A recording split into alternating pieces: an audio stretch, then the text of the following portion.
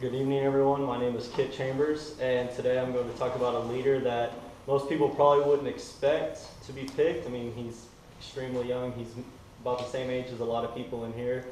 He's only 23 years old, and he's now going to the NFL draft. Known for his gentle side, probably more of a timid guy. Whenever you look at him, you would not think this guy would be a Heisman Trophy winner.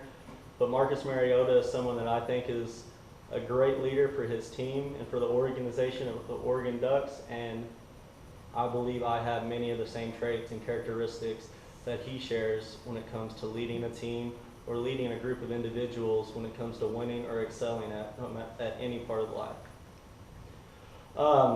He's out of Honolulu, Hawaii. He was not highly recruited. He was the number 6 top quarterback in the state of Hawaii whenever he came out, and he was the 12th overall player in max preps and as long as scouts. He started his career at Oregon in 2011, where he started as the 3rd string quarterback. For many athletes these days, if they're not playing at a major organization or major university, they tend to go off somewhere that they are going to have a better chance or better opportunity. That's one thing I like in Marcus is he stuck it out, and through 2011 and 2012 he rode the bench. But in 2013 he came out and was able to lead his team to an Alamo Bowl victory against the Texas Longhorns.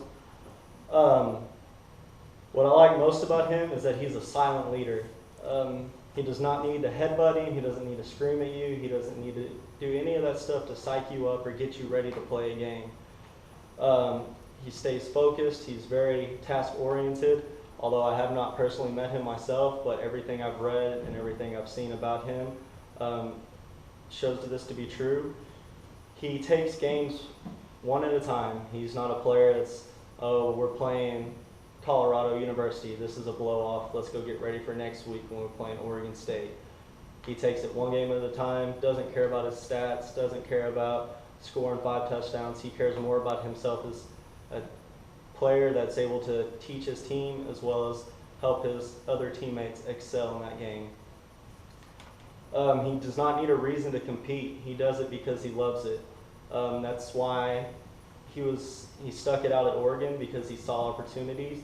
He knew he would be able to eventually work his way up into that starting role, and because he stuck it out and was there with the same coach he was there with Chip Kelly for his freshman all the way to his sophomore year, or his freshman and sophomore year, he was redshirted. He would be able to lead them to a victory in the Alamo Bowl, like I said, and also was able to take his team to a national championship last year. He's very team-oriented. He's a leader who makes sure his entire team is just as focused as him, and he takes accountability for all players in all aspects of the game. He's able to sit out there and lead everyone. He knows his position as well as the other 10 guys out there on the field, and that's very vital in the sport of football, because as the quarterback you need to be able to tell everyone what to do in case the running back forgets his assignment, or you need to be able to read a defense and lead your team down the field and into the end zone. Why I chose him, he's an inspiration to underdogs. I mean, like I said, he was not highly recruited. He's from the state of Hawaii. Not very many people go there or look to recruit there besides Oregon, Washington, USC, those very few schools. Also, I mean, I look at myself as an underdog. I mean, I'm short. I mean, there's not much I had going for me whenever I got out of high school. I played 6-man football. Didn't think that I'd be able to do anything with that, but with everything I learned from my coaches and my teammates, I was able to still compete at a collegiate level when it came to track and field. Although track and football are 2 different sports, I still was able to have this no stop, won't stop attitude to excel at something that I thought I had a chance at. Like I said, he's team-driven and not success-driven. Cares more for the success of his teammates and others than he does his own. If you ever watched his Heisman speech, he was not saying anything about how he was excited for himself or anything. He gave all the praise to his coaches, his parents back home, and mostly to the state of Hawaii, because he thought he was doing more for his state instead of himself as a person.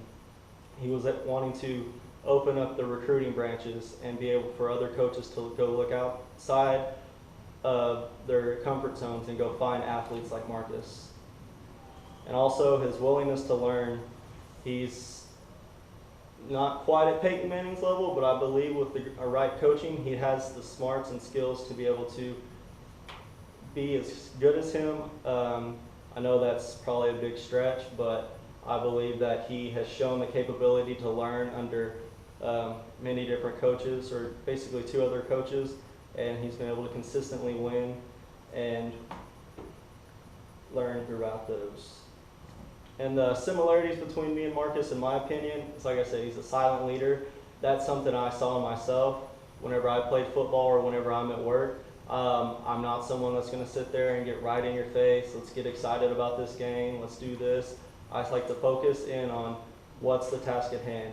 Just like at work, my task for the day is to do this, this, and this. I mean, if you're into headbutting and slapping around, that's cool. That's totally up to you. But I like to think that me and him both are silent leaders, and that's one of our characteristics or similarities. Mentally tough. He does not focus on the scoreboard. It does not take into consideration if they're winning or losing. He's out there to compete, and he's out there to make himself better as well as his teammates. Just like in the national championship game, there was no chance they were probably going to win when it got about halfway through the 4th quarter, but he still went out there every down and gave it his best and still believed that they had a chance to win that national championship. And I believe both of us are ready to rise to any occasion. If it's a close game or you need someone to go score, he has that capability, and that's how I felt as a football player. If it was a close game, tie game, I felt like I was confident enough in my ability to lead my team down the field and to show these coaches as well as everyone else that I was able to lead and take my team to a victory. I believe that Marcus has been able to do this in many occasions throughout his collegiate career, and I do think he'll be able to do this more as an NFL quarterback. At this time, that is the end of my presentation, and if you have any questions, I'd be happy to answer. Why do you think he will be as good as Peyton Manning? I think he'll be as good as him because I believe he has the smarts that Peyton Manning has. And he's about the same size. He's got the better speed than Peyton Manning, so there's that dual threat right there.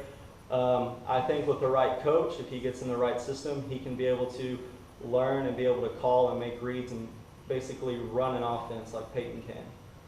I do think a negative downside to him is he does not go under center a whole lot, so I do think that would be a difficult thing for him to do.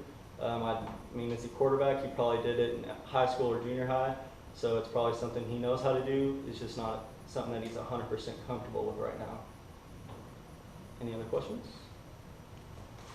Thank you.